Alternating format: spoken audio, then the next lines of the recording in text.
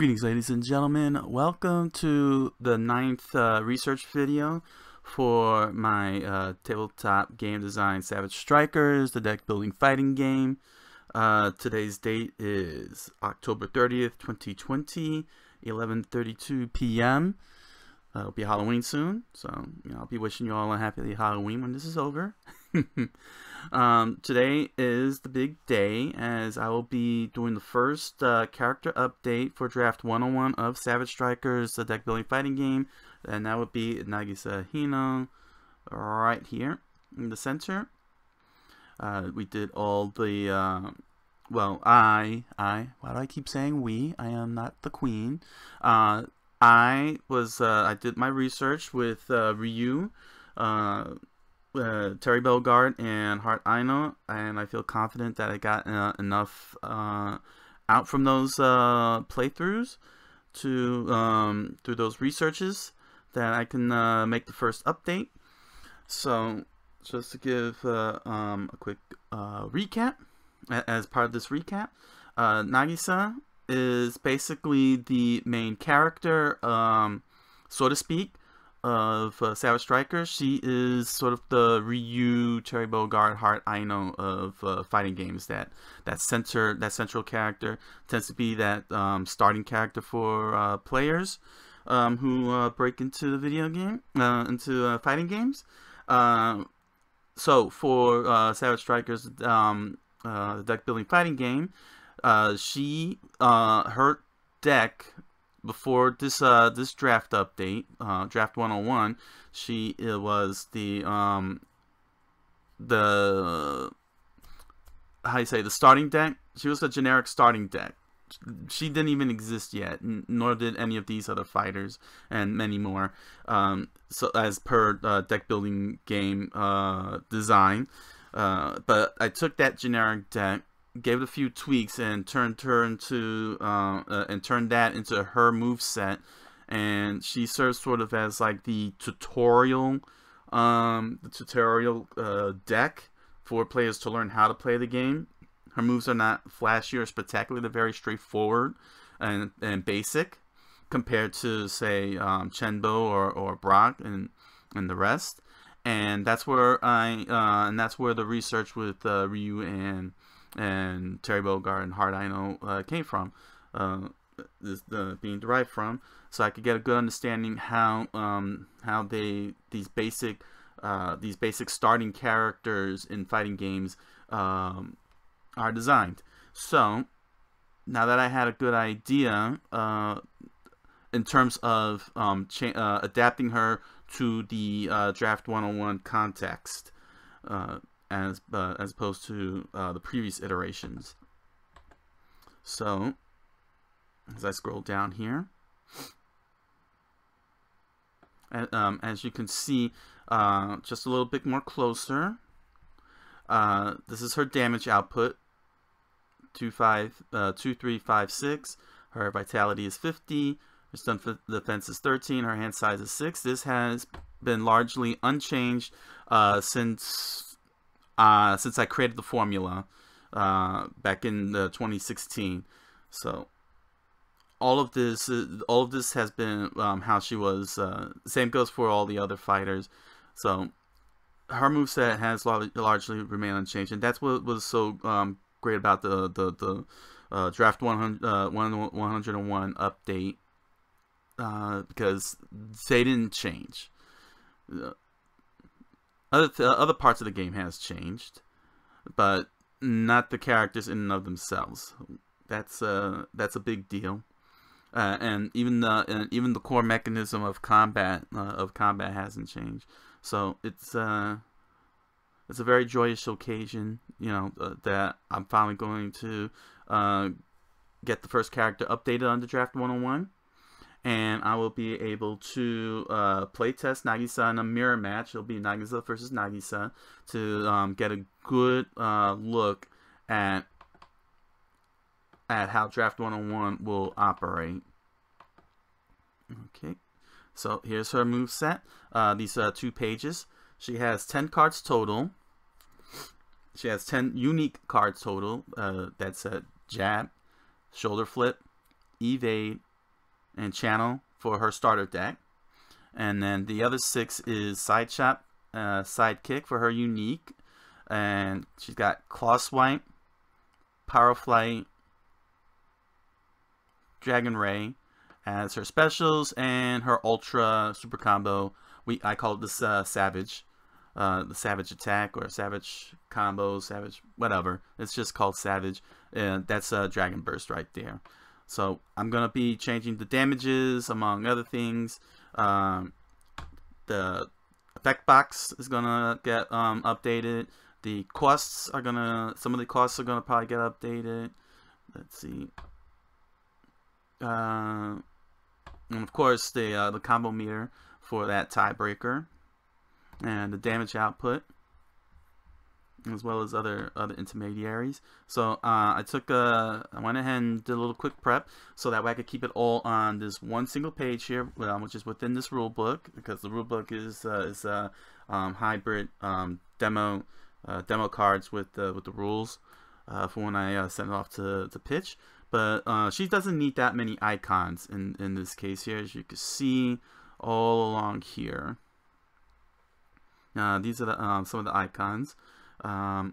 So I had to choose, because I don't have enough USB ports. I only have 3, and I need to use ye olde mouse so that way I can move a little faster for you guys. I don't want to use the trackpad here because it'll take forever. But the question is, do I get rid of the webcam or the audio? And I decided that I will probably drop the webcam. I'd rather walk you through and talk you through the whole thing than having you stare, rather than having you stare in that silence and watching the whole thing in motion and not knowing what's going on. So without further ado, I am going to bid you all adieu, and I'll see you all on the other side.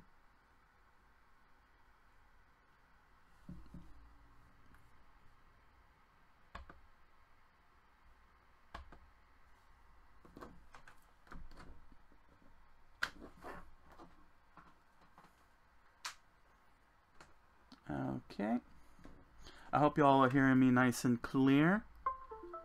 The mouse is set.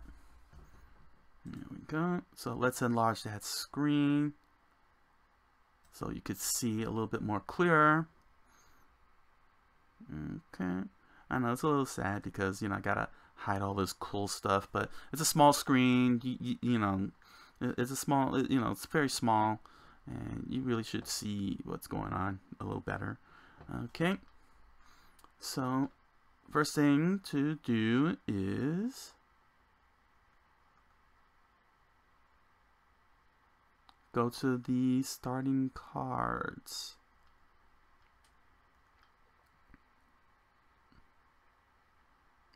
Now this is actually fascinating with starting decks between the fighters. Basically, Nagisa. Well, this is a little tricky because I'm also not working on Chen, and Brock, so I have no way of knowing. But since she's in the center, as per my formula, she sits dead center, like real dead center, as opposed to Brock and Chen. I could keep her her attacks for throw and jab at 1, whereas Chen would most likely have probably, I'd say, 0 damage on the 2 damage on the attacks, and Brock would have 2 damage on the throws, like a 0-2-2-0 kind of ratio, and she sits in the center with 1 across the board. You'll see what I mean once I start updating Chen and Brock for the course set. And then you'll get to see the full scale of how I'm balancing. So so her 1 damage for these are fine. However, let's see, I could keep this at 3 because crouch is at 3. Sorry, I'll have to scroll up to the crouch card. It's very important that that you can be able to use your attacks in conjunction with the movement cards. So let me just check. Do a quick check here. So dash is 1 arrow. As you can see, it's got 1 combo arrow. If in the event of tiebreaker, you trigger a tiebreaker, or if you use this in combo. Let's see here. Right. So with crouch at 3, it makes sense for jab to be at 3. So basically, because Chenbo is a lightweight, he's faster, so he should have the 3 arrows. Nagisa should have the 4 arrows, and Brock should have the 5 arrows, and that would be the standard for all the fighters and their starting cards.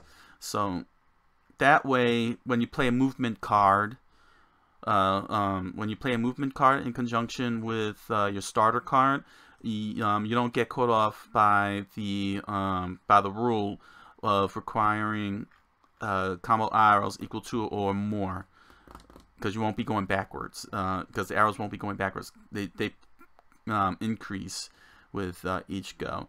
So in this sense, if I were updating Chenbo, I would leave his 3 arrows there as is.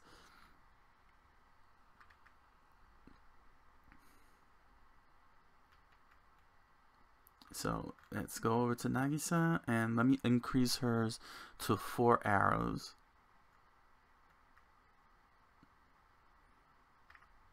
So that's going to make the mirror match very interesting when I play test.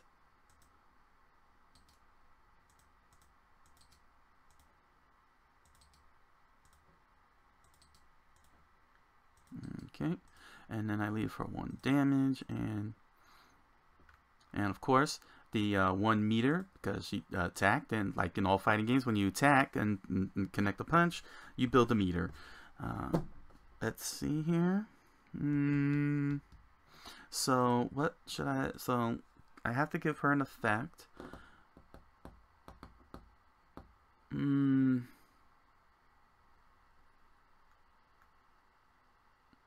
Let's see what type of effect. See what. Well, let's see what kind of effects I got here. I don't want to use too overly complicated effects. Let's see. I might have to leave it just blank then. You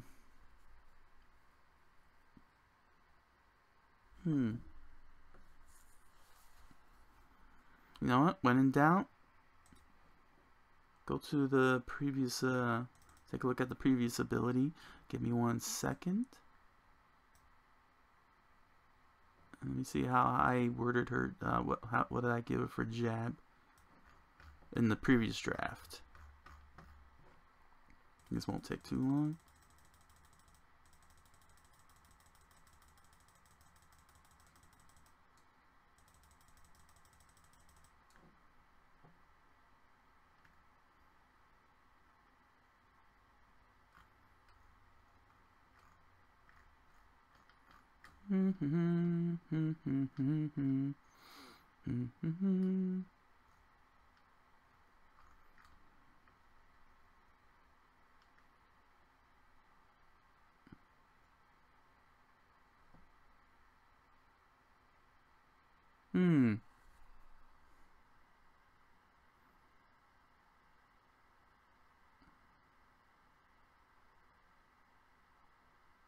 Yeah, this is very archaic.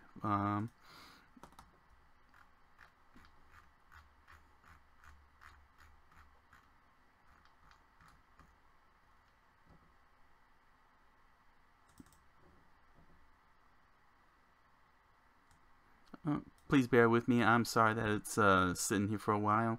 There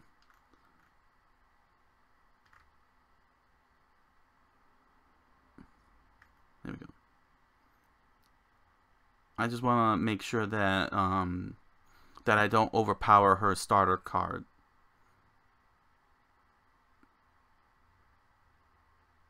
Okay. So then, yes, in the previous draft I kept it blank. So I got it right. I will leave her jab blank. Okay, so it does make sense, because now that especially now that I've increased the number Okay, so it does make sense for me to keep this blank then. So just that way you can learn how to execute a combo. In a sense, you pull off 4 jabs, it's in a row, you pretty much have 4 unstoppable cards. I think that's powerful enough to get 4 easy damage off on your opponent. So we'll move on over to shoulder flip. So shoulder flip, I will make this 4 arrows, but it's not going to be just any arrows. It's going to be the end combo arrows. So let me go and get the red ones. And then she's going to have an ability on that one. So that way you can generate money, because there's not a lot of cards. There's really... Actually, the only cards that cost 1 are your starter cards, which you could purchase out of the recycle pile. So, but being that it's a throw, unless you're a specialist, a throw specialist like Angela, who's a grappler, all throws will always have the red combo arrows, which means that they're combo enders, which means that you don't get to execute any extra combos. So basically what this means is that if during neutral play you play shoulder flip, pretty much you end the whole thing. The whole thing ends. And you go straight to the buy phase. The whole fight phase ends and you go straight to the buy phase.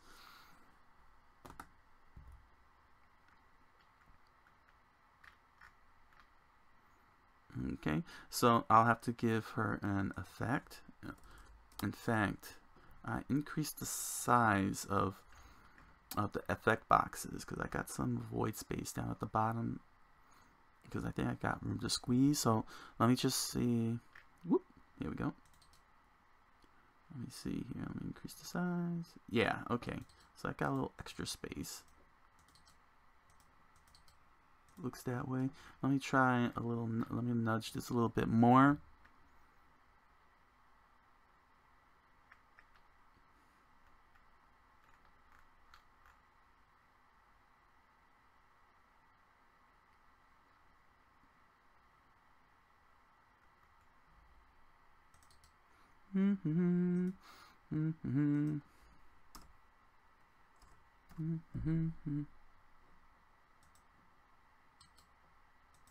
Let's see if this works.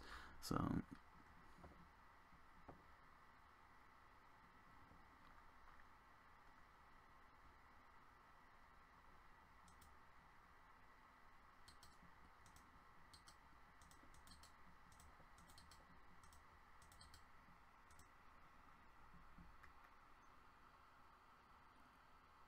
okay. Okay. So let's see here.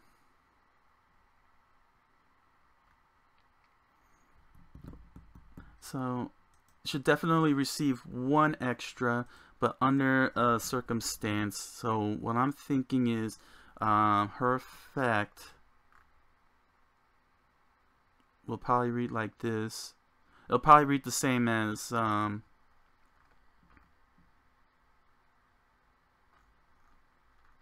it's probably going to read the same as the forward throw and backward toss cards. Let me scroll up here.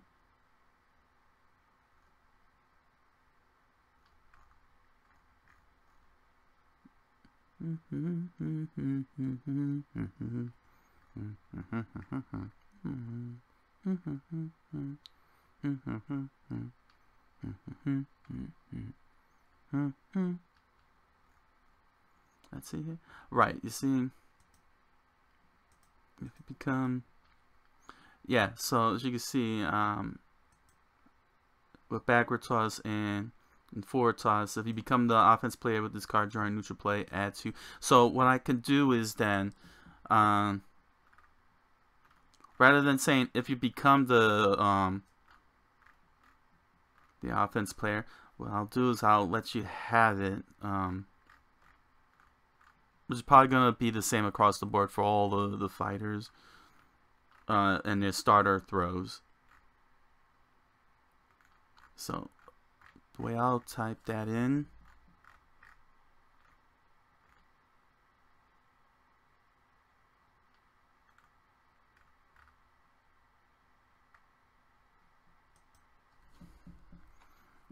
Let's see here.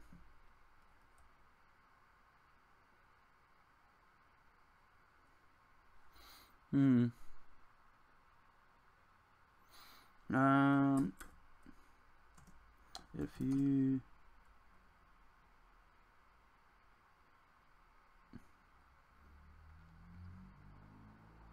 I could just say add one.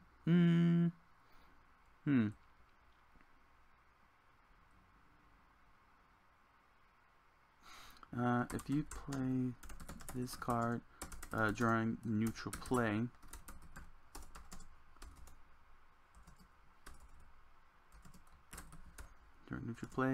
add one.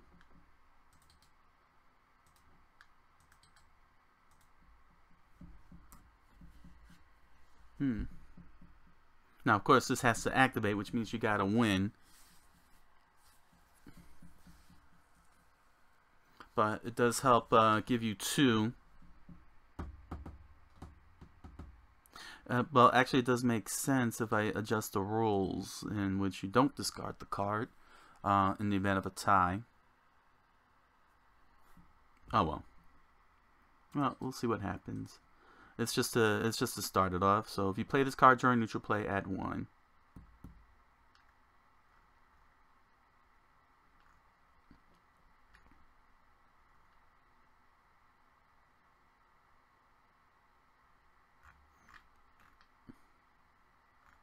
In fact, I should put it past tense.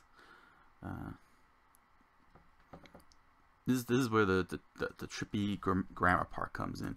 Played. If you played this during neutral play, add one. Let me just shrink the size here just a little bit. 1 to 15. And 15. There we go. Just shrink the size there. There we go. So it's just to start with. Once I start doing the play test, that's when the adjustments will start to happen with the words and everything.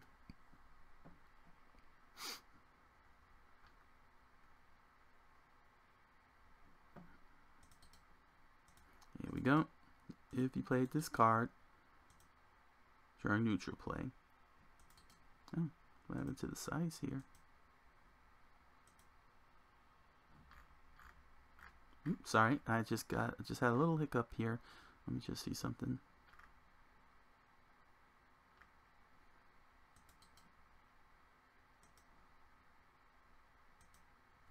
Okay, I didn't change the size of this.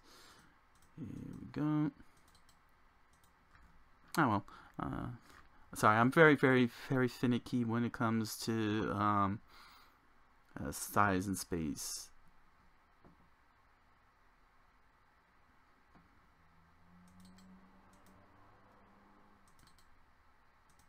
Oh well. Just let it be. So here we go. We got her shoulder flip. If you played this card during neutral play, add one charge to go with this charge. So that way, when it forces you into the buy phase, you have two to purchase cards with, which means that you could be able to purchase with those two with two charge from shoulder flip alone. You can, let's scroll all the way up.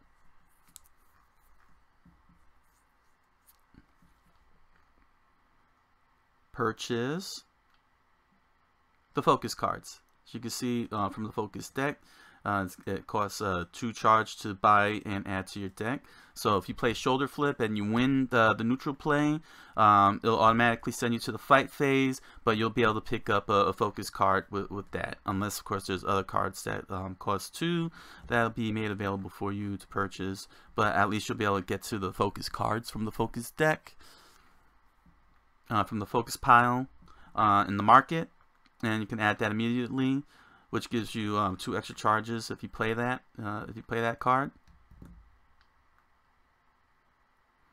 Okay, so that's throws starter. Next up is evade, which is the guard card, basically a protection.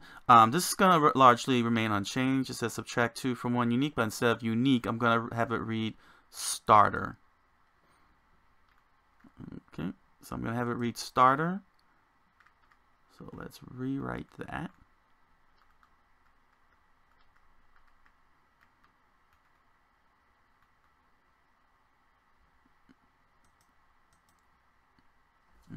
Okay.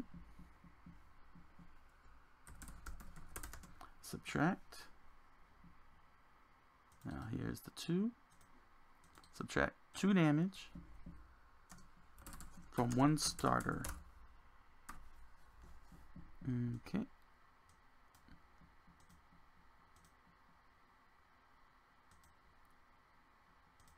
That's 10. And I'll bring this down to 15.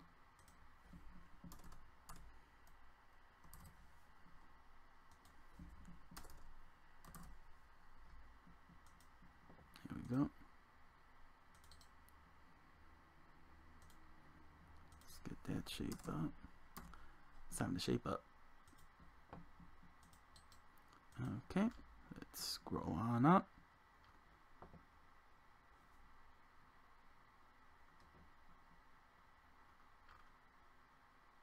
Here we go.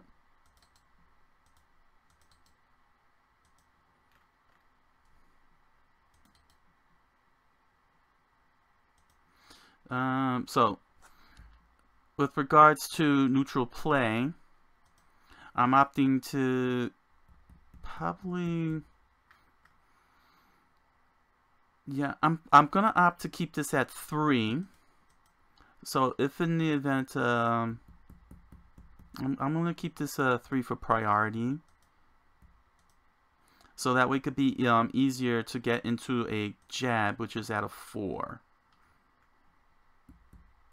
or go into a shoulder flip, which is also a 4. If you win neutral play with a guard card. Let me fix these 2 up here, these 2 icons, because you don't do damage with evade or guard card.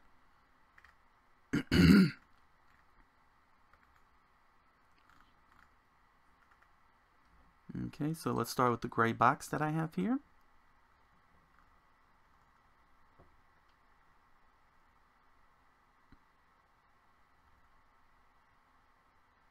Oh, slow. There we go. Okay, so this gets grayed out because evade doesn't do damage. And then I'm going to change that to card draw icon.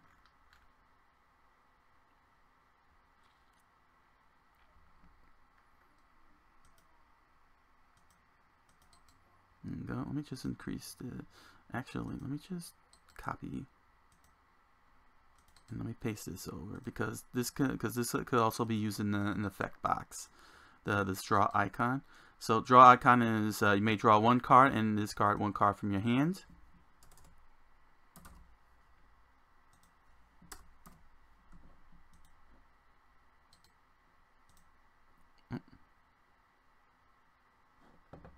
Undo that. Sorry. Here we go.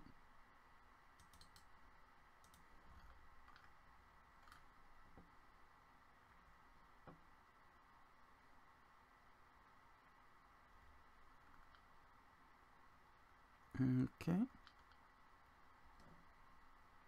So to replace the charge icon, because you didn't do any damage with that, with a draw card. So what this basically means is that if should you play a guard card, especially on defense, you pretty much lost a card, so you get to draw back another card. Let's see here. I don't know. Should I have you discard a card, because it's a 2-for-1 exchange if you activate that. Yeah, it didn't occur to me. That's a 2-for-1 exchange, because you're discarding, because you played the guard card, and then you're discarding an extra card to get 1 card. That might seem a bit much, but then again, that kind of makes perfect sense with the fact that you have block, parry, and sidestep, which are very powerful guard cards in their own right.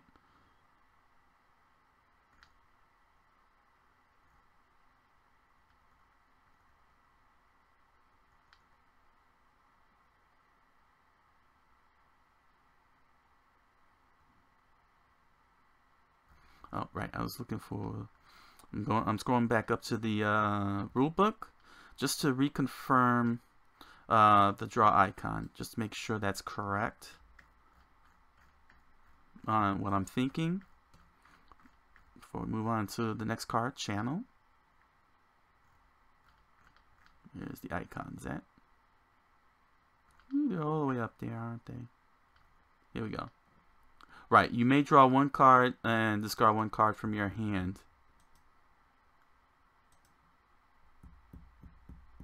No,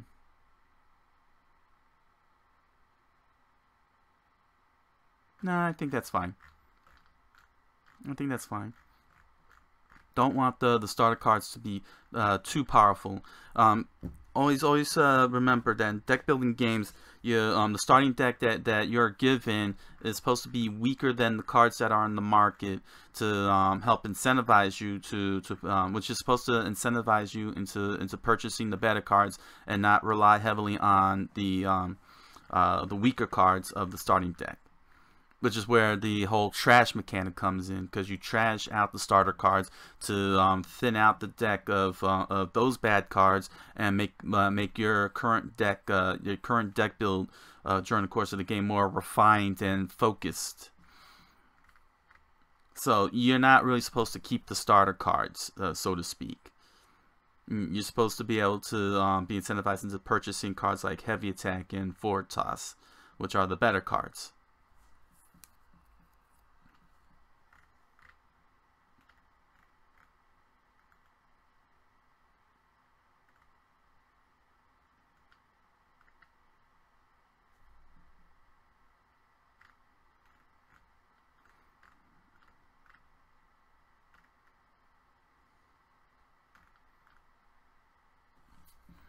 That's why I have a feeling that shoulder flip probably going to go through a few extra adjustments with regards to its effect, so that way it's not too powerful that you can rely on it, and you not want to purchase forward toss and forward throw. In fact, I might have a better idea. Okay, I think I know what I could do.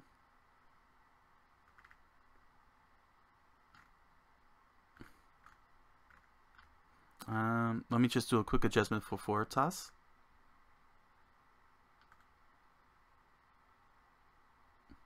If you played this card during neutral play, you may discard one starter in your hand and add one. There you go.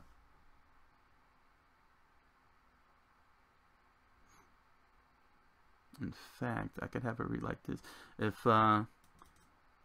If you become the offense player during neutral play, you may discard one card in your hand and add one. So that makes it even more weaker, because it's like, I don't wanna give up my cards to get that extra.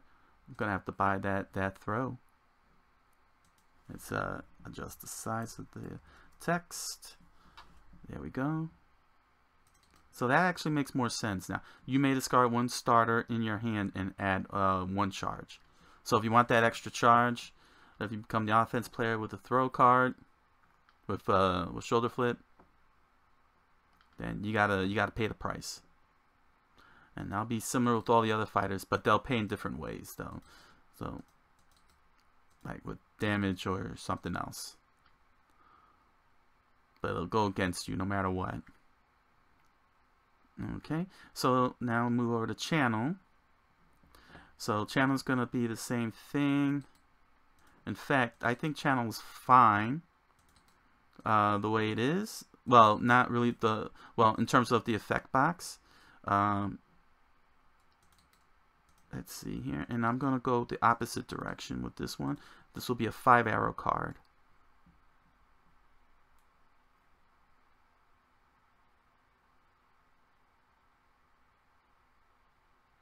Because I don't want it to be too high. I guess I can make it a 4-arrow card. Well, if I do that, then maybe I should go 5 arrows with shoulder flip. Yeah. Yeah.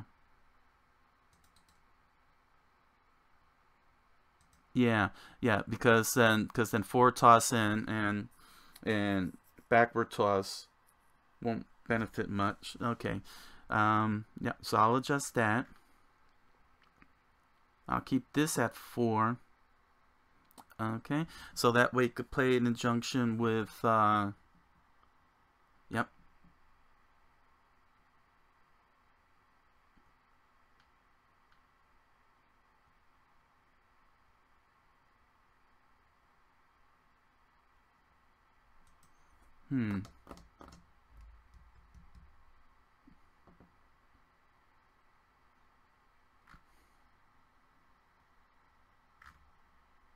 Oh, you know what? I should rephrase this.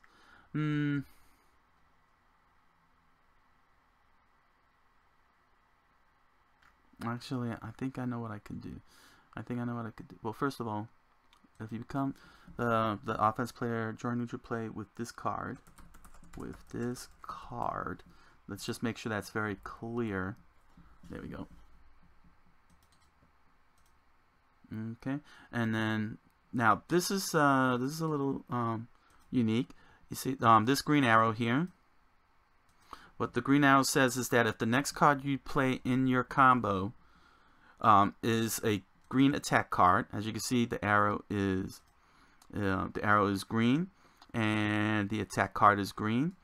So if your next card is a green attack card, then you get the effect. And this goes for both directions. So if it's forcing the facing left instead of right, then it's the card that was the previous played card. You'll see when the demo starts. When I do the demo, okay, and this is going to be 86. All right, and it's just going to be a simple add 1 charge. Now, probably what I'm going to do is push this down, and I'm going to do the same for this one, just to help out throw, the throw cards, and it's going to say the same thing. You get to add a charge.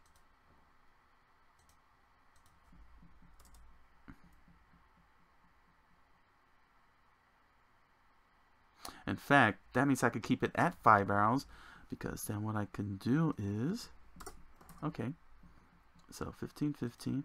No, I think I got it right with the number of arrows. What I'm going to do is I'm going to have this face the opposite direction. Like that. A little unique, a little different, but this will give you give you an idea. Yeah, okay. But in terms of learning, you learn how to use the arrows in conjunction with cards in the combo, synergizing.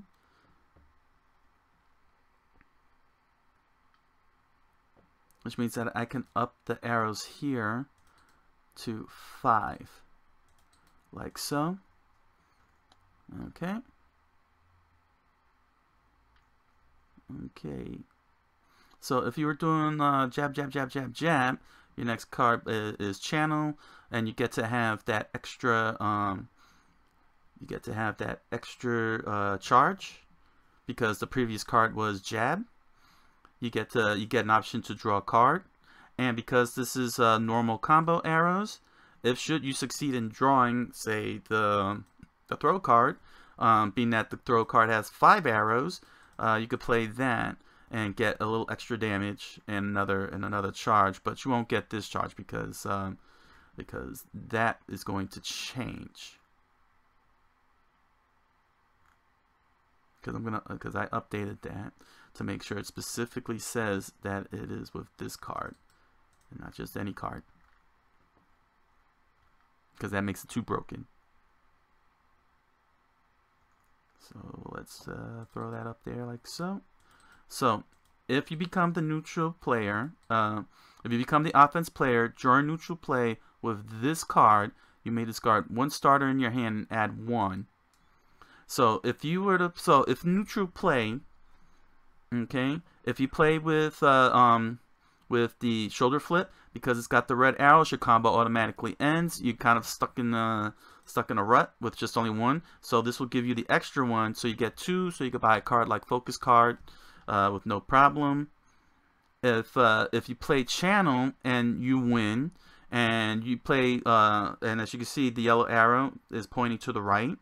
So if that next card you play is a throw card, which would be your shoulder flip, then you would get this charge in addition to its normal charge, and that'll give you 2 charges to be able to purchase a focus card, so you can increase your money output, your economy output.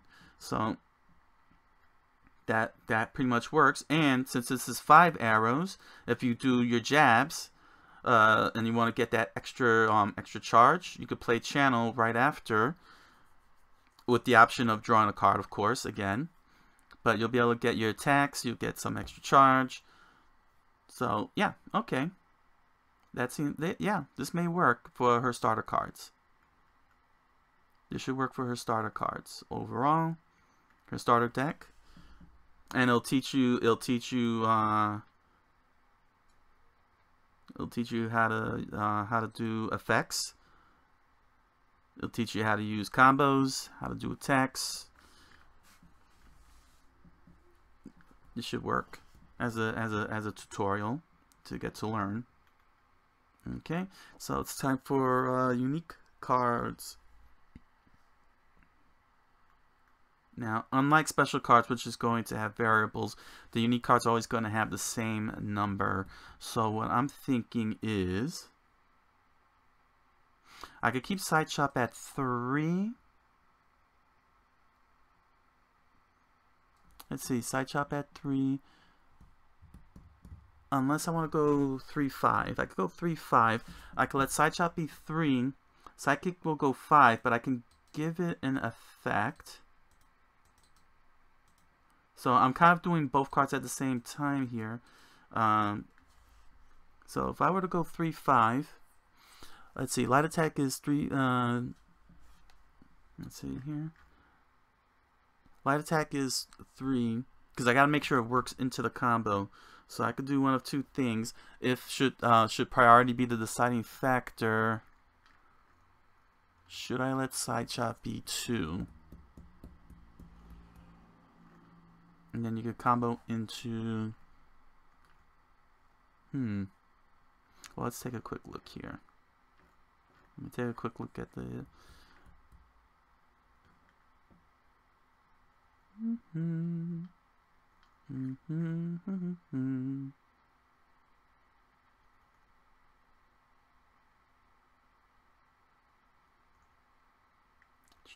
Yeah, see, it's 3-4-5. So light attack, light attack.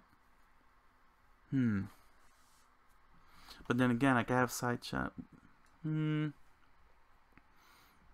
Should I how many arrows should I go for? I still want light attack to be the cheapest. You need I could go 4 on the Side Chop. Yeah, it makes sense because Chenbo is a lightweight, so he should have lesser arrows. He'd probably go like maybe 2-3. I could go 3-5 because I can make her. Okay, I think I could go 3-5.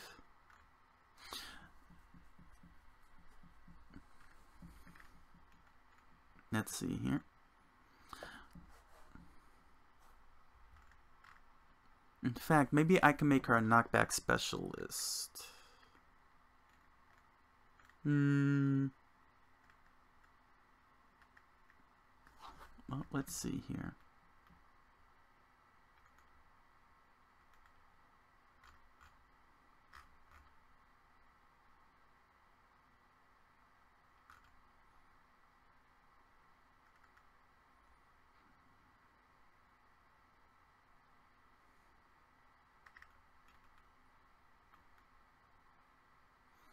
let's see. Side chop would be better than light attack, but I would probably increase the cost to 3.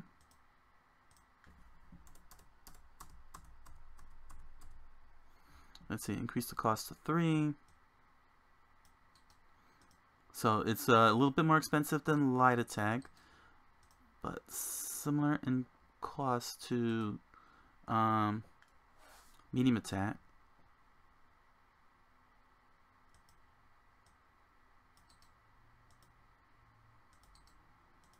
There we go.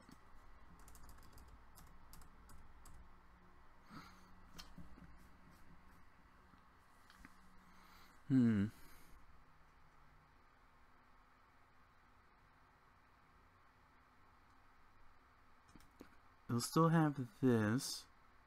Let me check my formula for unique attacks.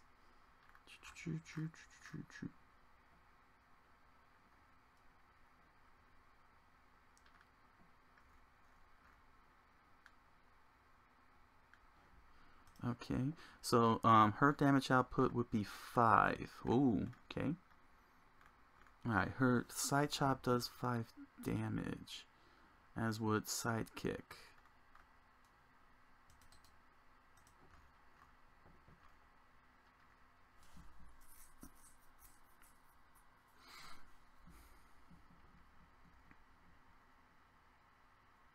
Okay, so I would have to probably do an over-under costs kind of thing.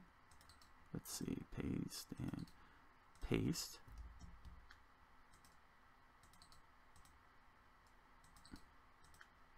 So that's probably what's going to happen here. I'll give this an under cost.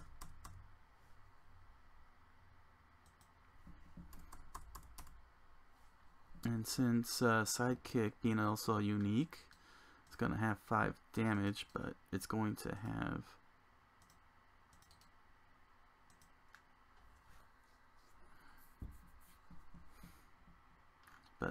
be a finisher with a knockback effect.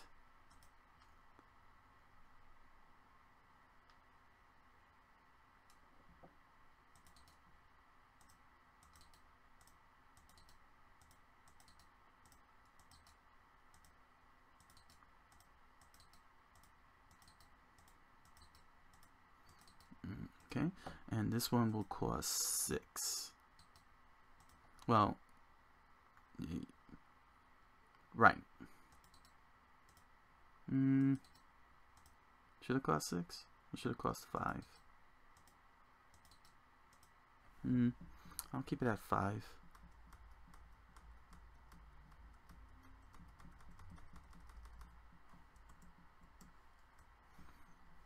Okay.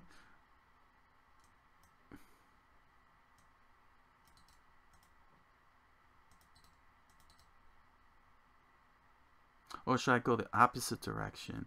Let this be 4. Yeah. Okay. So go in the opposite direction. This will be 4. Because it is an ender card, but it also comes with the knockback, which is highly circumstantial. It should be a circumstantial effect. This one will be 5.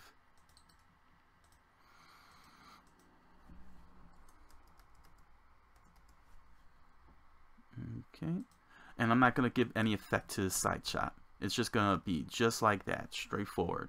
5 charge, you get 3 arrows, but it'll cost you 5 to get. See what happens in the play testing. Okay.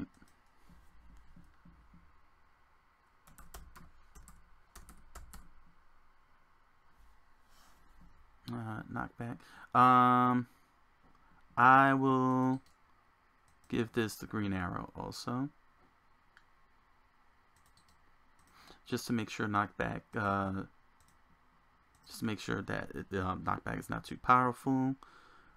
You'll need the next card to do things, and I should also put in some reminder text. Let me just scroll up and get that reminder text. Oh, since I'm on my way there. Hold it, hold it, hold it, hold it, hold it. Back, back, back, back. There we go. Scroll up.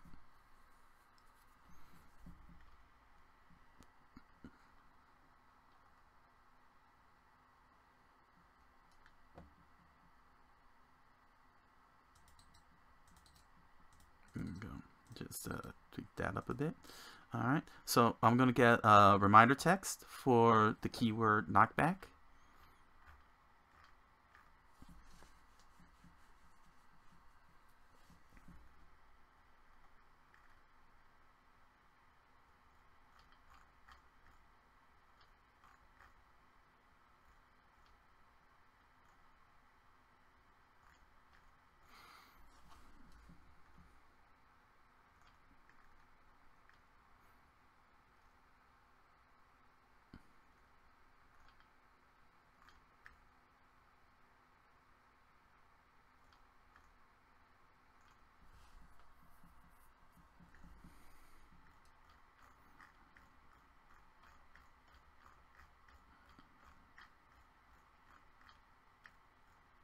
Here it is.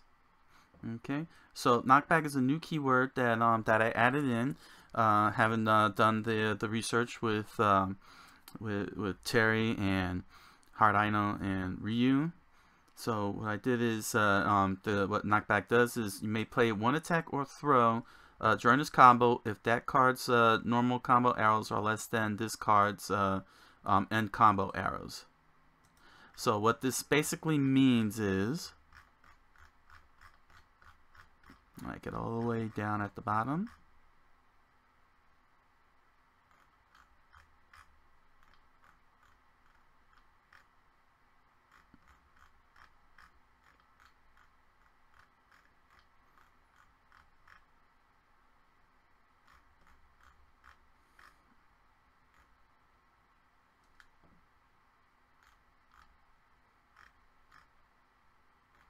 Go all the way down.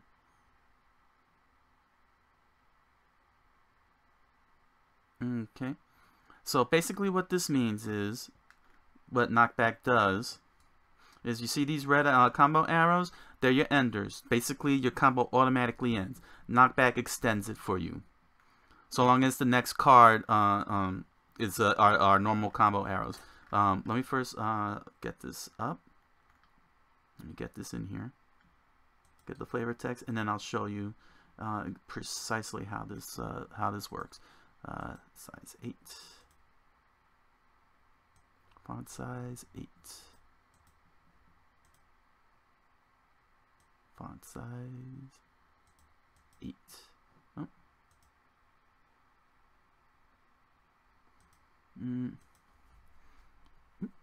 Oh, that explains everything. There we go, font size 8. Oh, didn't realize the sentence was that long. And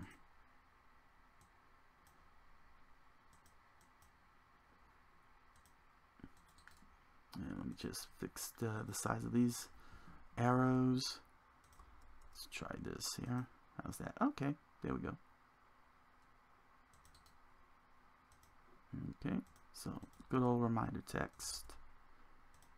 And there we go. All right, and that. And italics it. There we go. So knockback.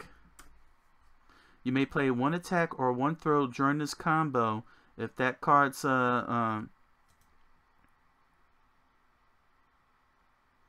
this combo.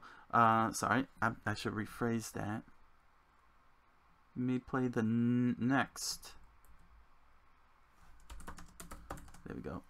You may play the next one attack or one throw during this combo if that card's normal combo arrows are less than this card's end combo arrows. I know I have it all spelled out. I probably don't need to spell it out, but you know, just have the. Well, do I have to really say it in terms of the flavor text? I mean, it is. You already would know what that means. So you know what? I'll delete the words there because got the iconography. And I could push this down like that. Okay. Okay.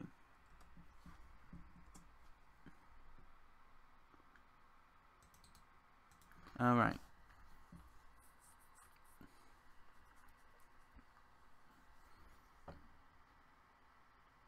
Here we are. So here's Sidekick. So Sidekick has five red combo arrows. Your combo automatically ends. So what this green means is, so what the green arrow is saying is, if the previous card you played is an attack card, then you do knockback. Knockback says you may play the next one attack or one throw during this combo if that card's normal combo arrows are less than this card's end combo arrows. So what does this mean? So let's say you play Claw Swipe, which has 2 arrows. Well, actually, better yet, if you play medium claw attack, Claw Swipe, which would have 4 arrows, you play Sidekick, which is unstoppable because it's 1 arrow more than Claw Swipe. Because this green activates knockback, then if you want, you could play another Claw Swipe, or you could play Side Chop because they have 2 and 3 combo arrows less. So that means that, being that this is 5 combo arrows, you wouldn't play a card, say, Heavy Attack. Heavy Attack has 5 red end combo arrows. Or if there was 5 normal combo arrows, you wouldn't be able to play that. It would have to be 4 or less. So you could be able to play Claw Swipe with 4 arrows, or you could play a 2-arrow Claw Swipe, or the 3-arrow Side Chop, and then you could resume your combo from there. But that's only if you meet the condition of playing this after an attack card. So if you were to say, so let's say you play Channel. If you play Channel and your next card is Sidekick, it's not going to work because Channel is a purple card, and this requires a green attack card. And this is a purple movement card. Alright, time for Claw Swipe. So all special attacks are and savage cards are, and savage attack cards are going to be going to cost 5, no matter what.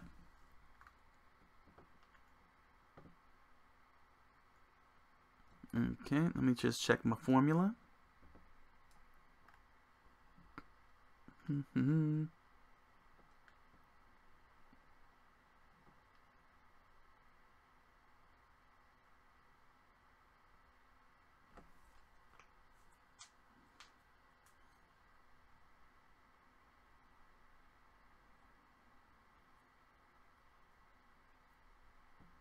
Okay, double check my formula because I'm going to start adding damage.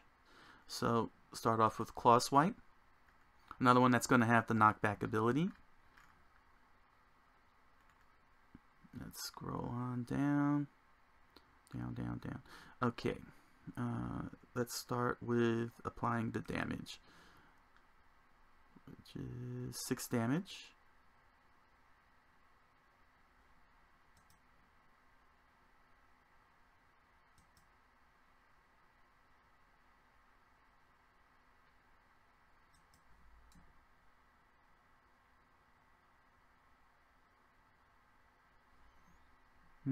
Yeah, 6 damage.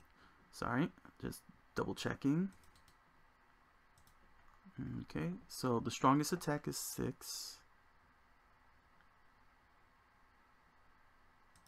This says 6, which means that its weaker counterparts. Okay. 4 damage for the medium and 2 for the light.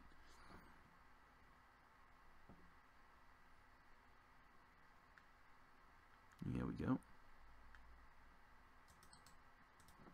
4 and 2. So that's a 2, 4, 6.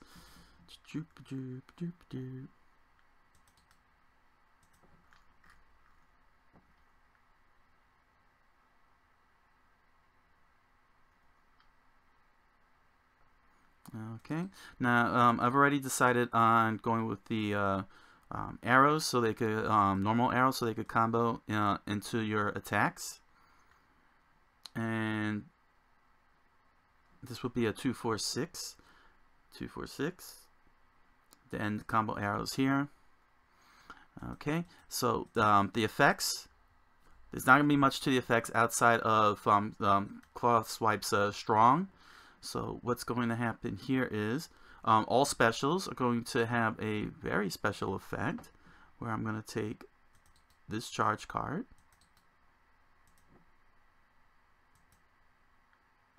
Okay, and I'm going to throw it right up here like so. Okay, let's see. Now they're all going to have variable damage. Let's see. Let's see. It would be half, correct?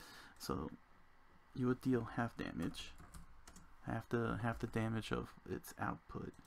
So let's see.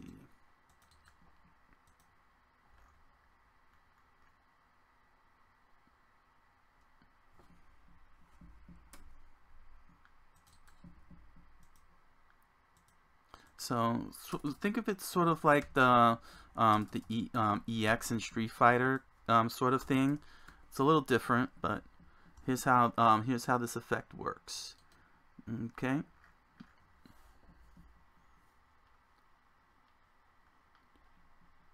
So when you play your cards, the order is always the combo meter first, and then the effect box second. So you read the combo arrows to make sure that you're in the correct order of your combo. Then you dish out the damage, and then you automatically gain your charge. Now, this charge here that lets you deal 1 damage, you could spend the 1 charge by shifting the card sideways. And you'll pay this cost up, and you get to deal 1 extra damage. So instead of 5 damage, you could do 6 damage, but that's only if you have the cost available. I believe it has to be the previous cards. It can't be the current card you're playing. Although I don't think that's a bad idea to let it be the current card. Well, I'll worry about the rulebook later. Let me focus on getting this updated. But basically that's in a nutshell. So you have to, so the charge, which is also what you need to buy cards, you can also pay for effects. So you'll have to oh, sorry, I got this on the wrong character. Here we go. Right there, Cloth Swipe. Wrong card. There you go. Here's Cloth Swipe. So yeah, Cloth Swipe dishes out is 2 arrows, making it very fast. You could go into your combos, you get 2 damage. If you spend the charge to turn this sideways, you get to deal 1 damage outright. So instead of 2 damage, you get to do 3 damage. So this isn't a bad card to have, hence why it's very expensive. But you're also sacrificing the opportunity to purchase cards to add to your deck by activating this. So there's going to be strong money management involved here. No different than in fighting games where you have to manage your meter properly if you want to pull off your stronger moves and get more damage off, or if you want to save it for that ultra combo or something. Okay.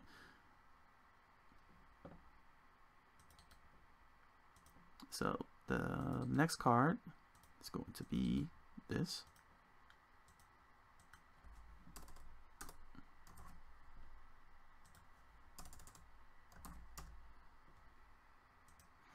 This one will cost 2.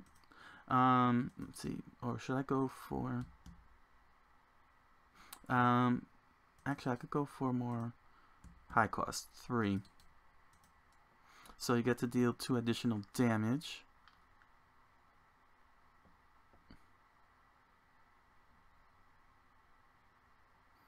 So this Cloth Swipe here, if you pay 3. Pay 3 charge, you get to deal 2 additional damage. That's 6, which is a very big undercost to get 6 damage, which also gives you an undercost on when you pay 5. And it's a 4-hour card, so you can continue your combo.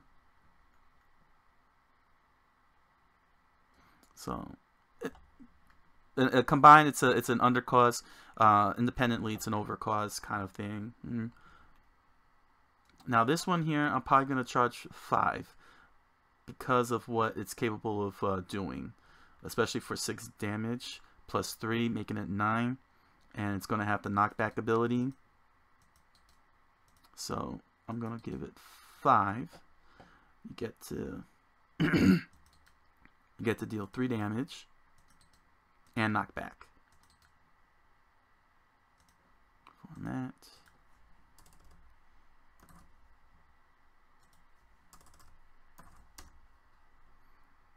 Deal 3 damage and knockback.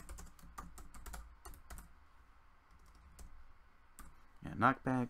And here's our flavor text, our reminder text.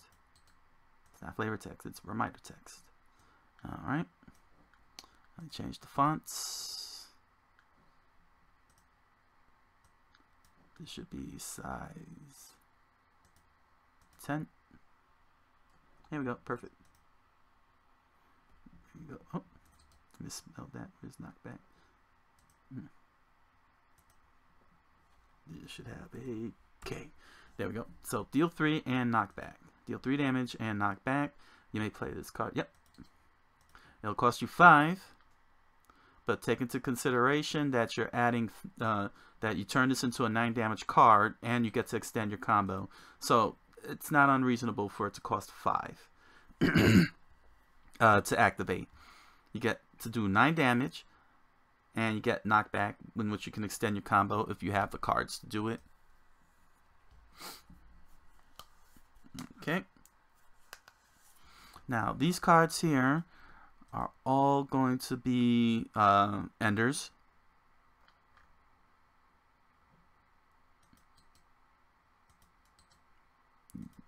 Because this is basically the Shoryuken and Hadouken, Power Flight and Dragon Ray.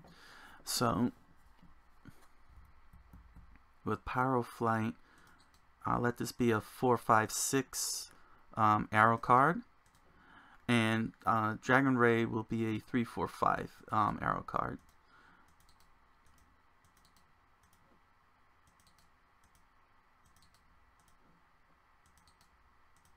There we go.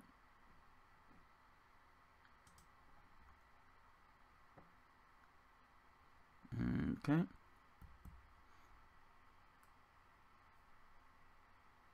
I mean, I know that that with Ryu, it's his Hadouken is slow enough that you can walk behind the Hadouken. If you get the right hit, you can pull off a combo. I'm not sure if I want to try and go that route.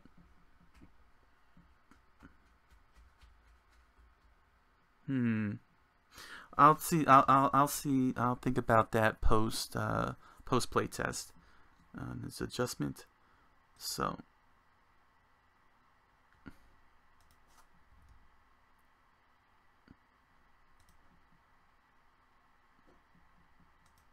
I'll make her. So her. I'll start with start here. Because I seem to have them backwards. It would make sense. Yeah, this would be 7. Yeah, 7 damage.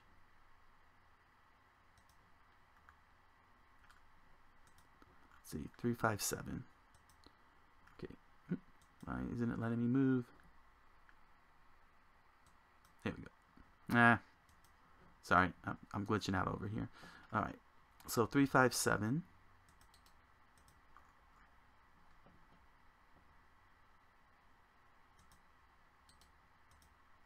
Yeah, okay.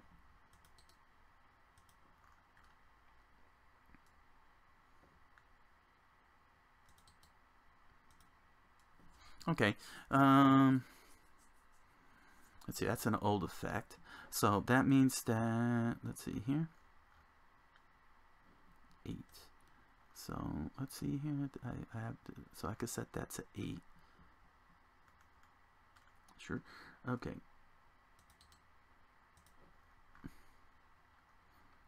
This would be 4, 6, 8. Yeah. Here we go. 8.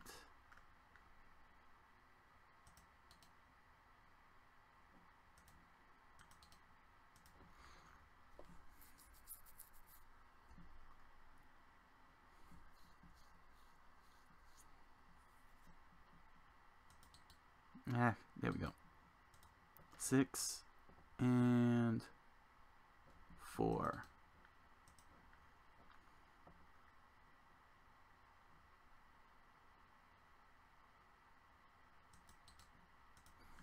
There we go. Okay, 4, 6, 8, 3, 5, 7. So that's the damage output. I mean,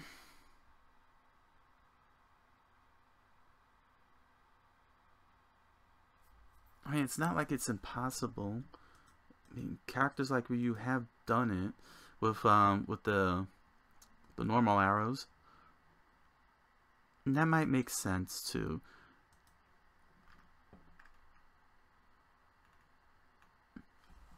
In fact, that'll probably be a very nasty combination there. Claw Swipe, Dragon Ray, Claw Swipe, Claw Swipe.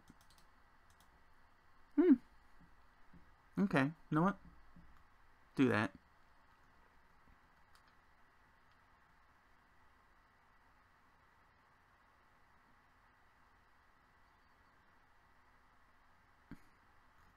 Let me see something. Let me just check something out here. What was the logic I was going for with the Fury design, the cost design?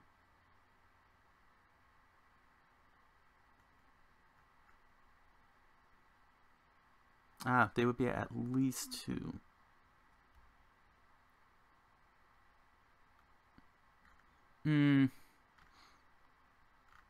Nah. No, I think I have it right with the way I'm doing Nagisa in terms of the undercost for activating effects with the charge cards. That it should be under it should have an undercost relevant related to the damage output.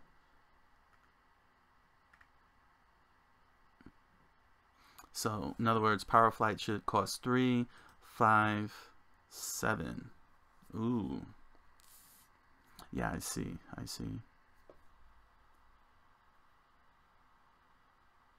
Or maybe I should just keep it at 2, 4, 6.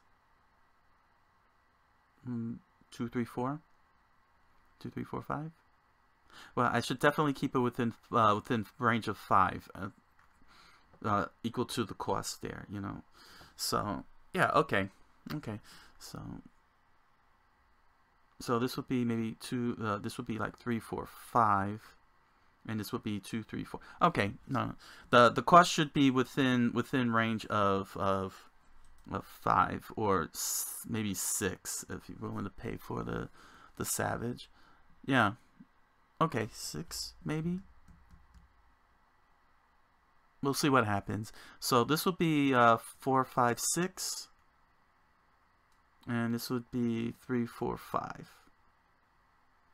All right. That's not unreasonable. All right. That's not an unreasonable thing here. So let me just do like this, so that way I can do it faster. I think I'm not going to do too much effects on these guys here. Well, with the exception of Dragon Ray, Light Dragon Ray.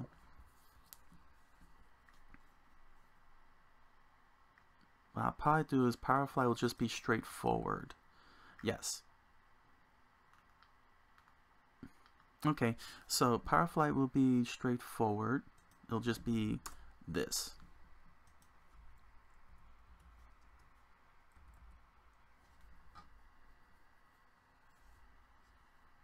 Okay, let's see.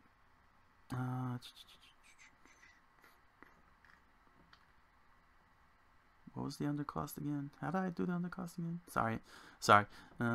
Let's see.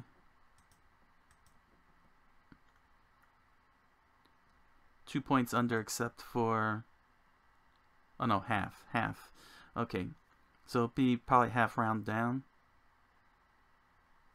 Well, this is easy. This is 2. This would be 2, 3, 4. Okay, so that's pretty easy. Okay, here we go.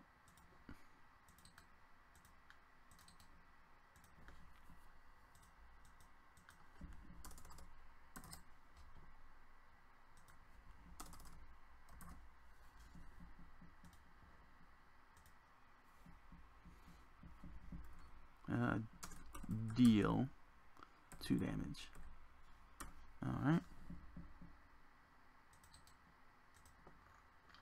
I went through all that for nothing. Okay. Go, Pyro Flight. Deal 2. So you get to go 6.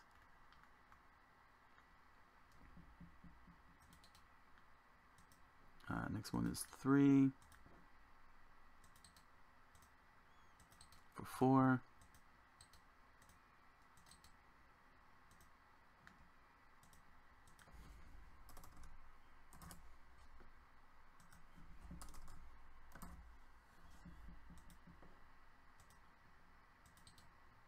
So if you spend 4, you get to deal an additional 3, which means you get to do 9 damage. And then this one is 4, which is a whopper. If you spend all 5, then you get to do 12 damage. But then that means that you'll have a very hard time to buy cards. I'm still thinking though if I should put a cap on the charge cards. The economy, each turn you only can get maximum 6. You can only go up to a maximum 6 charge, which you could carry over, of course. So if you had like 3 left over, you could carry that over into your next turn, onto the next round. So you'll have 3 economy, and you could just build it back up and spend it. Those are major. That's for like major updates in future drafts. Oh, okay, I was gonna say, I'm like, where's the effect here? Okay, so yeah, this is a very straightforward Power Flight. You pay 3, you get to do 6. You pay 4, you get to do 9, and if you pay 5, you get to do 12 damage instead of what's on there.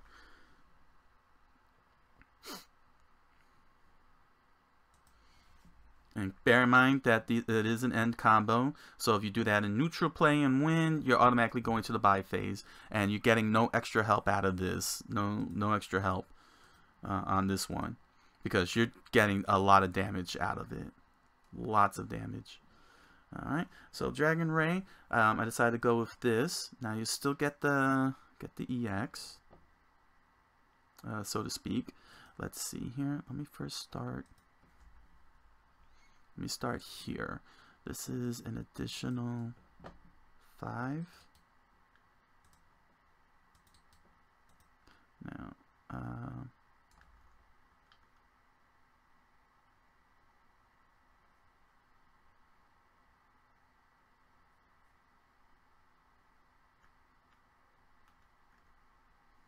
oh no, half, sorry.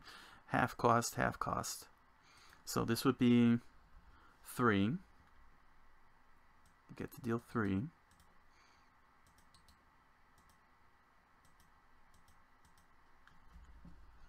Okay.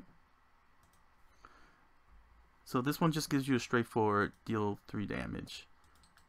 No extra kicker. In fact, that's probably gonna be the design rule, that if you are 8, 9, and 10. If you're gonna add do 8, 9, and 10 with these effects, you don't get any 8 or up. So you don't get any additional effects. You just get straight damage. So Dragon Ray here, will be a damage.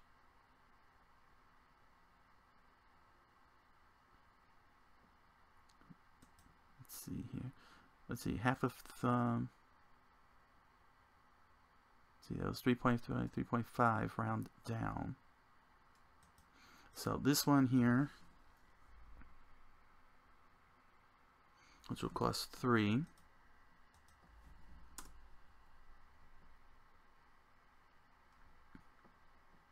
And that's 2. I'm rounding down on this to maintain that undercost, but I can give it an effect.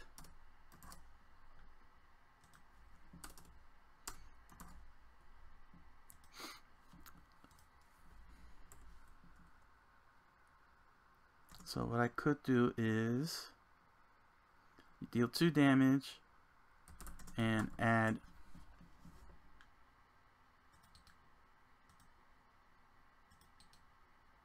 and add 1, or I could just,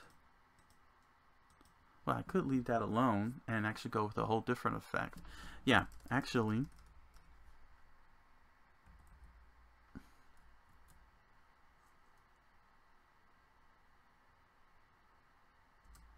let's see, should I do that? If the previous card and just add more charge? Because this is optional. So this would be good because you don't have to spend the money and you could get extra money if you end your combo. That might be a good thing.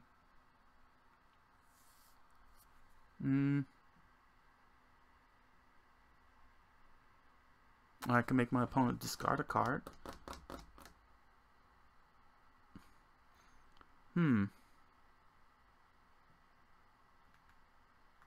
Should I make my opponent discard a card? Deal 2 and discard 1 card?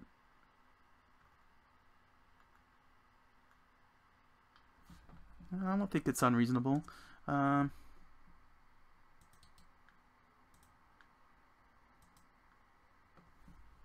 you know what? Discard 1 card in your hand, and your opponent discards 1 card. Discards 1 card in their hand.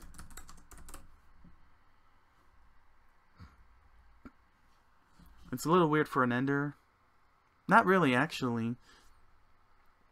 No.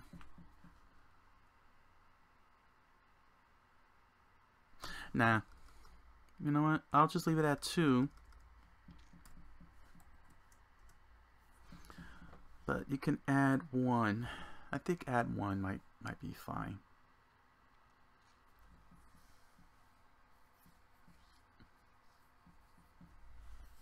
Oh, this is a tough one.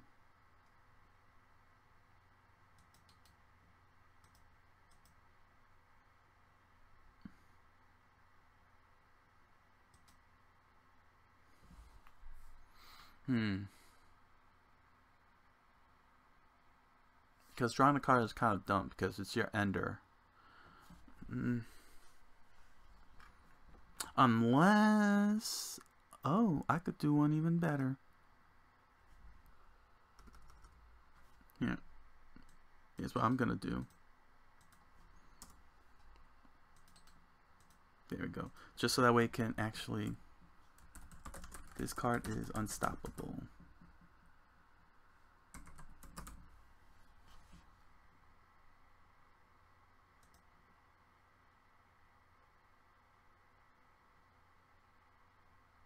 And if you have the 3 charge, you can pay for that and add extra. Nah, that's too powerful. Nah, that's too powerful. I'll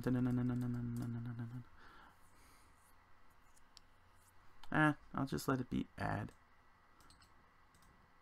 I'll let it be add because then you have the option of either doing extra damage or getting more pay.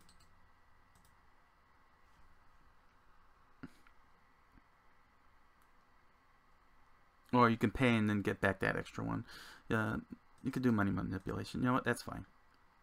There'll be a little money manipulator at the end. Okay. And now finally, this one here, which will cost 2. You're only going to get 1 damage out of it, but you'll get a nice little effect.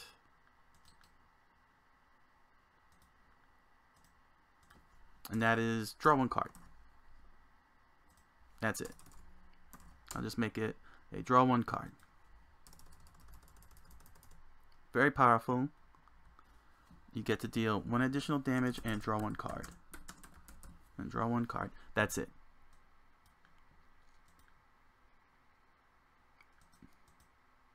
That's all you need. Very simple, very straightforward. And an easy 2 cost. And you get to resume your combo.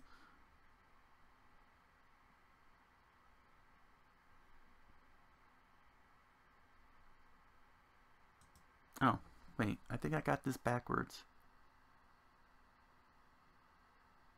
Oh, no, sorry. I got my numbers backwards here. This should be 2. Because 2 is halfway. Right. Sorry.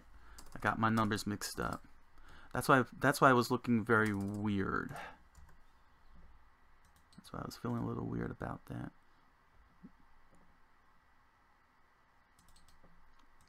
Yeah. Yeah. And then this should be 3. Oh, look, I happen to have this here. So I gotta increase this to 3, 4, 5. Oh. Okay, so it's gonna do the same thing. 2, 3, 4.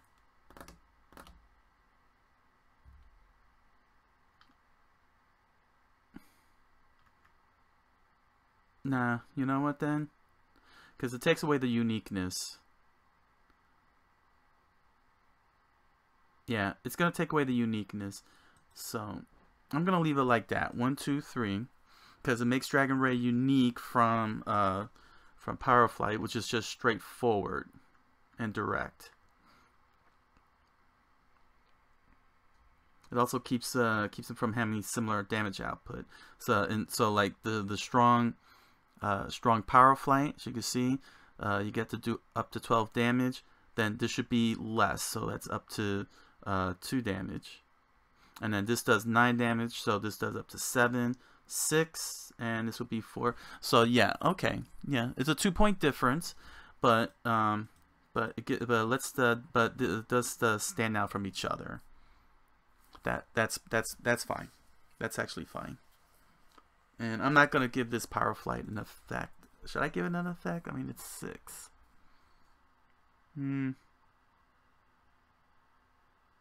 Maybe what I could do is deal 2 damage and take 1 attack card to your hand.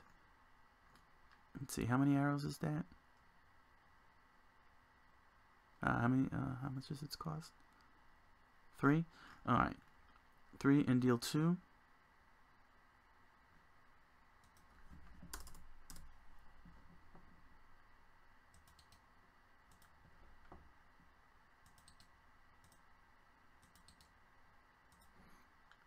Okay, and then we're going into the final card, which is Dragon Burst. Deal 2. Deal 2 and send. Actually, what I could do is I could say send 1 card. Send 1 card in your discard pile. Discard pile to the bottom of your deck. Bottom of your deck. A little recovery. There we go. I think that's a good call there. A little utility. 10. And send 1 card in your discard pile to the bottom of your deck, because then when you draw a card, you could redraw that card, or you could help replenish and prevent deck advantage during neutral play. So yeah, deal 2 and send 1 card in your discard pile to the bottom of your deck. There we go. And it's not a strong effect in relation to 6 damage. Dishing out 6 damage and getting the charge. In relation to dishing out 6 damage, because it help you, but it's not going to break. Okay, so last but not least, Dragon Burst. Okay, so originally Dragon Burst used to sweep the top 3 cards, but I think that's way too powerful in that regard. Let's see here, what was her damage output? 12. Alright, so this dealt 12 damage.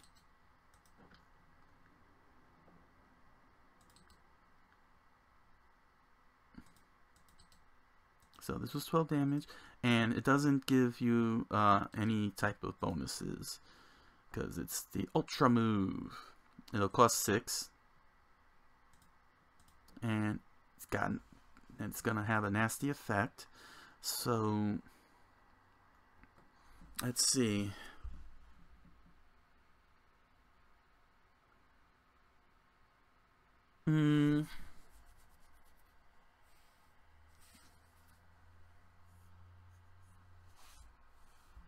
maybe what I could do is just have it deal 1 damage for each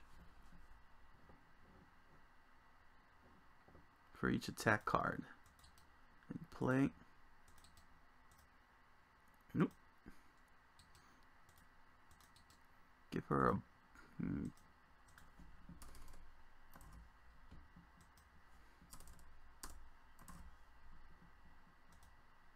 let's see, deal 1 for each attack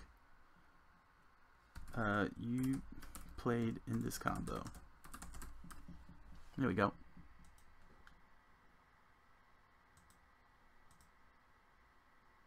It sounds a little too much. Actually, that's too easy.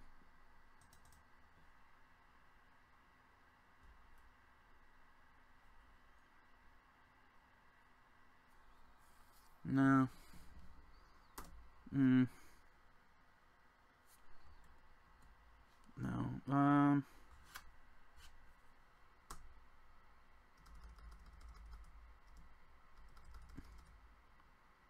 Actually,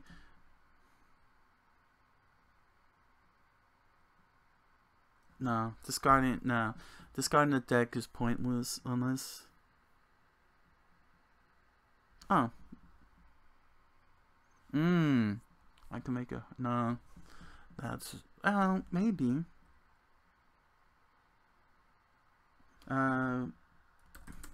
Let's see. Your opponent discards the top 3 cards of their deck and cannot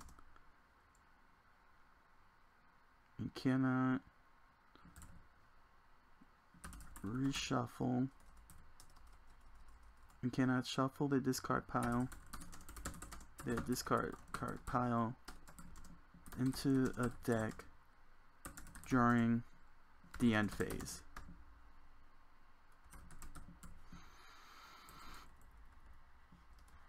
Which means you gotta find other means to, let's see, I'm wondering if that's the right phrasing.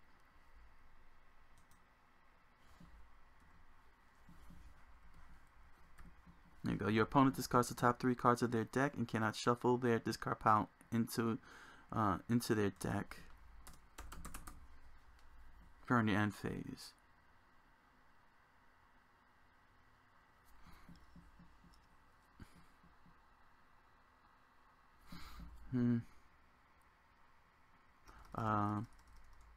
During the end phase, into their deck during the end phase. Let's shrink that down to 8. Phase. There we go. Period. So that means that 0.5. Oop, that's not a valid number. 8.5. 5. There we go. Oh well.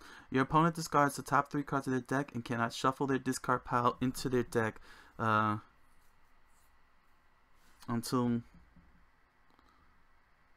alright, not during the end phase, but until neutral play. There we go. So that means that for the rest of the turn, for the rest of this round, your opponent cannot in any way, shape, or form shuffle their deck back into their discard pile back into their deck. So you'll have to use other methods. So they'll have to use other methods to get their cards back into their deck, or during neutral play. So because that means that at the outset you could lose the initiative if you don't play the right card and you go into a tie, going into advantage. So you're basically creating a deck advantage for neutral play, setting up a deck advantage, for a deck advantage during neutral play if should you have a full-on tie. All right.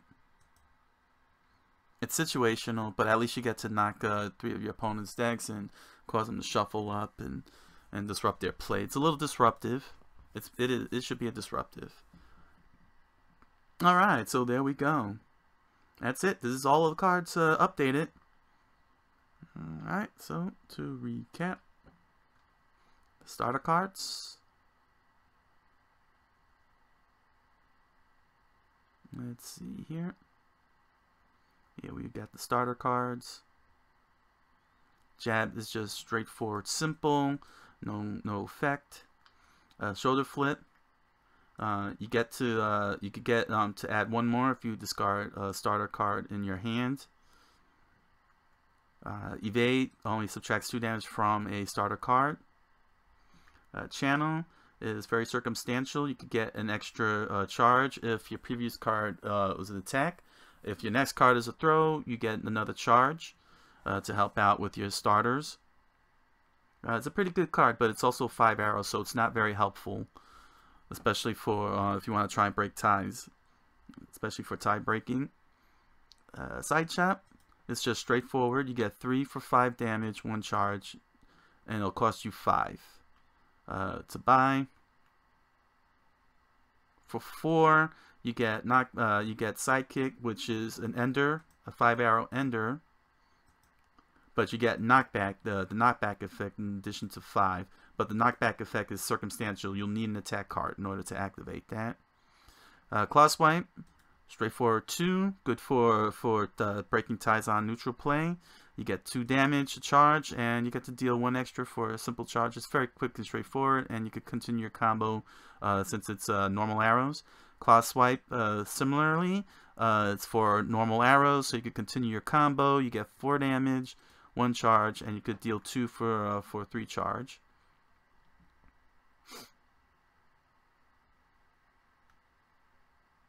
Now, I opted.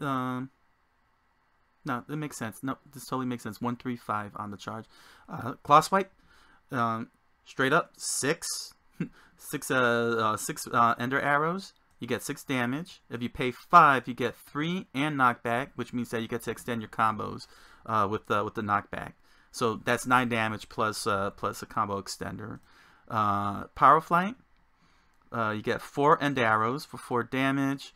You get to deal 2, and you get to send a card in your discard pile to the bottom of your deck to help preserve any possible deck advantage, or if you want to get that card on the card draw, so that way you can be able to get the card you want specifically, because you can pick any card you want in the discard pile. So that's good if you're gonna be able to draw out and reshuffle. Okay. Power Flight, medium. 5 ender arrows for 6 damage, 4, and you just get 3 for 9 damage and a charge. Heavy, strong Power Flight, you get 6 ender arrows, get 8 damage plus 4 if you pay the full charge, which is 5. So you get to dish out 12 damage, which is equal to Dragon Burst, which equals Dragon Burst in every way, but you don't get any effects, but you do get money. If you could find a way to manipulate that. Okay, Dragon Ray.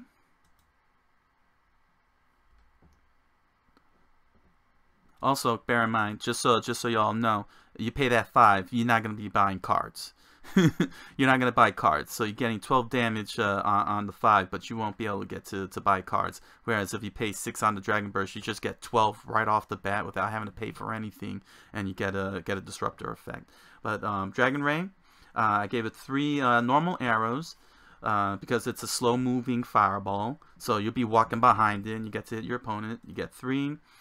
For 2, you get to deal 1 and draw 1 card. So that actually contrasts Dragon Ray to the 1 cost of Claw Swipe, which is 2, but you get to do just 1 deal 1, but you don't get the extra. You only pay 1 cost to deal 1 extra damage, but you don't get any additional effects. So since this is an additional effect for 1 damage, you get to draw a card, which is a very simple thing to help extend your combos. Dragon Ray is an ender, 4 ender arrows for 5 damage. If your previous card is an attack card, you get to add 1 extra damage. If you pay 3, then you get to deal 2 damage. Dragon Ray Strong is 5 ender arrows with 7 damage. Straightforward 3 for 10 damage if you pay for 4, and you get your charge. And of course, as I mentioned before, Dragon Burst costs you 6.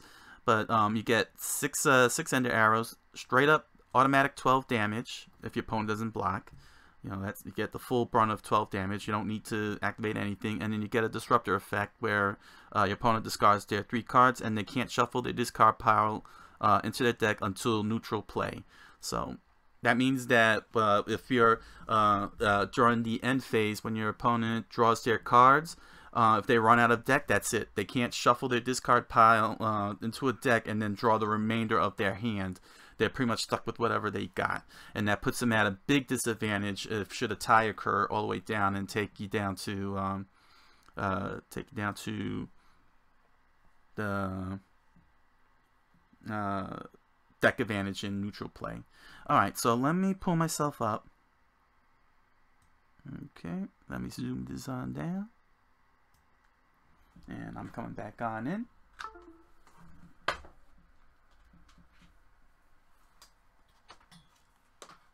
And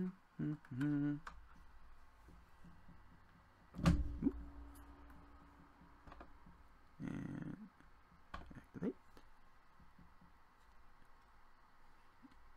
Hello.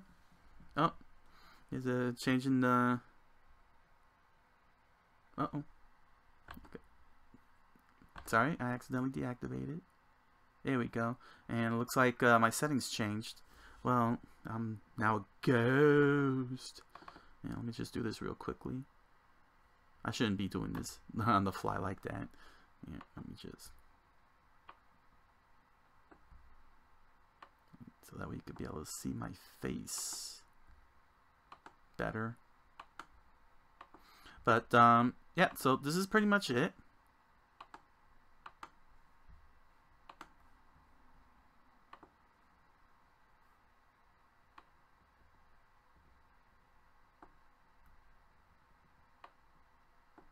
There we go. Hello. Look, now I look less ghost-like. So, basically, that is the update in a nutshell.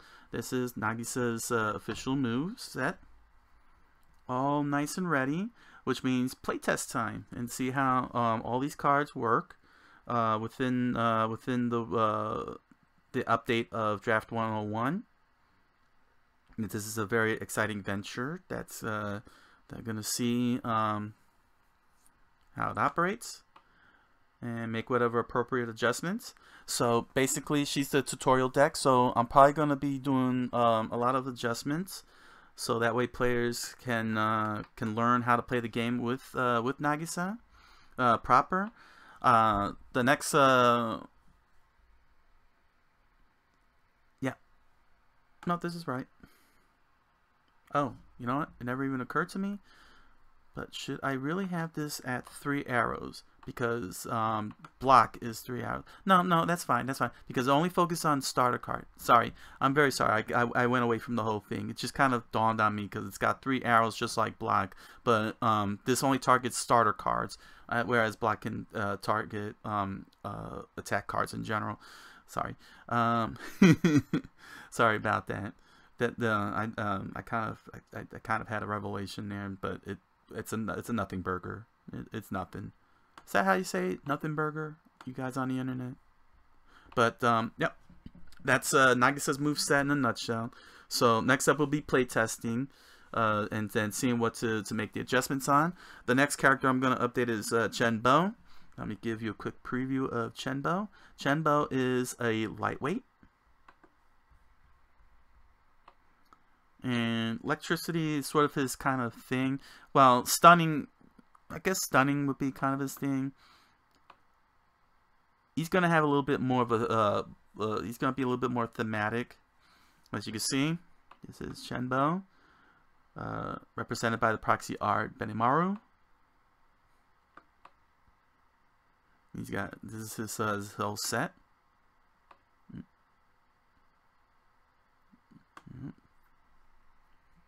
So there's a lot to update here because it's a dramatic change. But he's very, very fast. He relies on movement, the movement cards, as you can see by the purple arrows here. As you can see by the purple arrows here, he relies on the movement cards. a little bit more. I know this is all green, but that's gonna all change and reflect that, because he always was back when the purple cards were called technique cards. He manipulated the technique cards, and I want to keep it that way with him. With the movement cards, which are the purple cards. So this is basically his output. He never had a throw special, but now I decided to give him a throw special because this looks awesome. Looks like he's holding you by the neck and then he's like electrocuting you or something. But yeah, that's a preview of Chenbo. Let me show you his striker card. There we go. And this is Chenbo right here. Lightweight. He does 1, 2, 3, 4. He's the extreme, the extreme end of the character list. Being the lightweight, he is very, very lightweight at 1, 2, 3, 4. With low vitality, but he's got a very high hand size. He has a very high hand size. So that's who's up next for the next update. After I finish testing out Nagisa Hino. What I am going to try to do is I'm probably going to focus squarely on Nagisa Hino for prototype and pitching purposes, while so that way I can get back to pitching and have at least a strong character deck and move set to work with to pitch to the publishers. Hopefully I'll get picked up. Hopefully Savage Strikers will get picked up. So Nagisa basically is the perfect choice, being that's very simple and straightforward, and gives the idea of how the direction the game is going. So the core set, of course, is these three guys: Chenbo, Brock, and Nagisa. But yeah. So up next is the playtest. Which you're going to see another demonstration video. Okay, I'm way over. Well, that shows you how long it takes to update these cards. To update these cards, especially walking you all through it.